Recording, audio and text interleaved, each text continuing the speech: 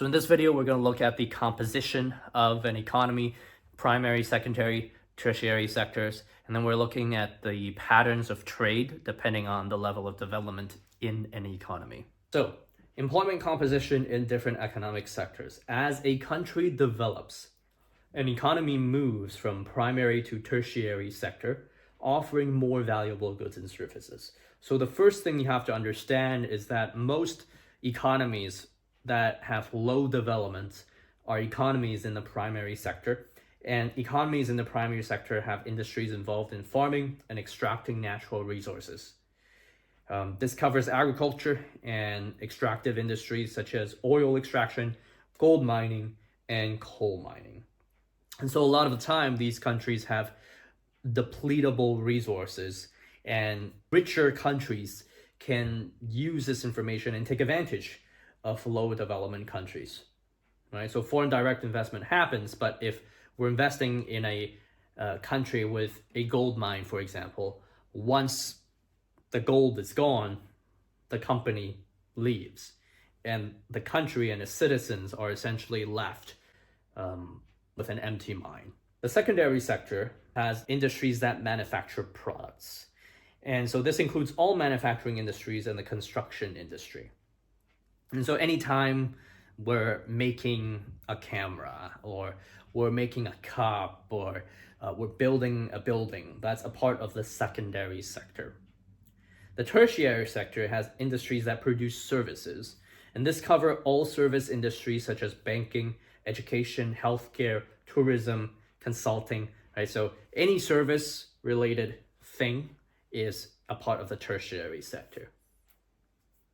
And so it makes sense, right? Because for us to move from primary to secondary sector, we need improvements in physical capital. And so all we need is a machine in order for us to produce goods, right? To manufacture goods.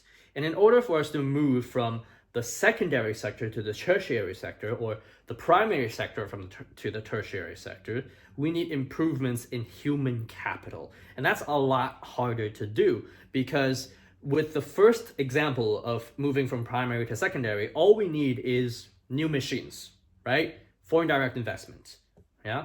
But with movement from primary or secondary to the tertiary sector, we actually need fundamental changes in the education system that allow the recipients of education to provide higher valued services. And so there are 4 dangers of an economy remaining a primary sector economy. The first is that primary sector economies can be affected by natural disasters. And so, for example, drought can lead to famine, right? If there's drought and there's famine, then nobody's eating anything, right? All the crops are gone. And especially so in economies with subsistence farming. And so these are economies where their farmers not only grow goods to sell, they also grow goods to consume themselves. The second reason is that export-based economies bear the costs of holding or depleting foreign reserves.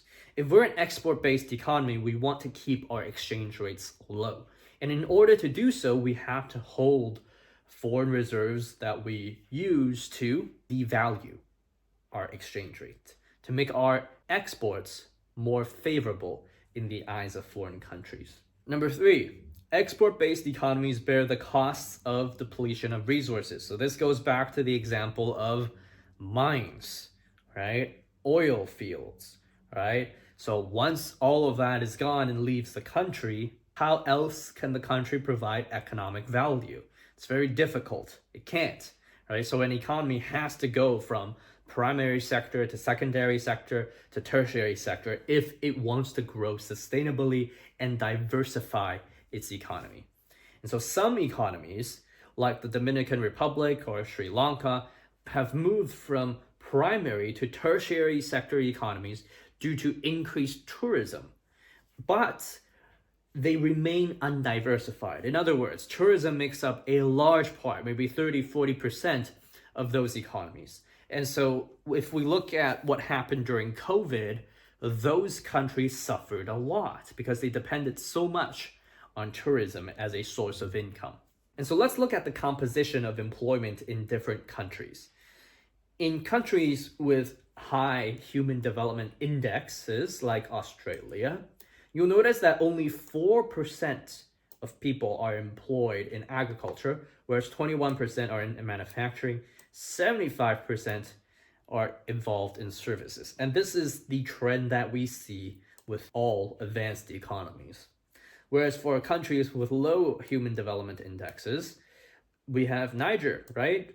Focused largely on agriculture, right? Same thing with Haiti, same thing with Congo, right? And so the economy has a lot of room to improve in terms of moving from primary to secondary to tertiary sector. There are 4 patterns of trade at different levels of development that explain the composition of an economy. And so if we have a low development, low income country, they sell primary products. And when they sell primary products, they have large demand side or supply side fluctuations. The price can change overnight. And good harvests might cause prices to go down, right? Mad cow disease might cause prices of cows to go up. But at the same time, for farmers who depend on selling their cows for a living, they might not have a living anymore. And so because primary sector economies are so susceptible to price fluctuations, it's hard for them to have sustainable growth. Most primary products are income inelastic, and the benefits of increasing world incomes is lesser felt by countries that export primary products, something like wheat, right, rice, corn. And so if your income goes up, chances are you're not going to buy more corn, you're not going to buy more wheat, right? You're not going to eat more rice. You're going to go buy more income elastic goods like luxury items. And the result of that is countries that export primary products are left behind when the rest of the world are becoming richer. Primary goods exporters, they may have to pay more for imports because our economy is agriculturally based, right? We are producing a lot of crops and we have crops left over for ourselves, but what if I want a nice TV, right? What if I want to buy a phone? So all of those are secondary sector goods that need to be imported. And the value of those goods are higher than the value of primary sector goods. And so the result is we have a current account deficit. And so how are they funding the current account deficit? Well, they might be funding it with low interest debt that is given by international organizations like the World Bank or other countries. The result of that is they have to pay interest on that debt. And though it is low interest debt, it's still interest. And there's an opportunity cost to paying interest. The fourth pattern is that high income countries export a large variety of manufactured goods and services. So economic risk is diversified over different industries.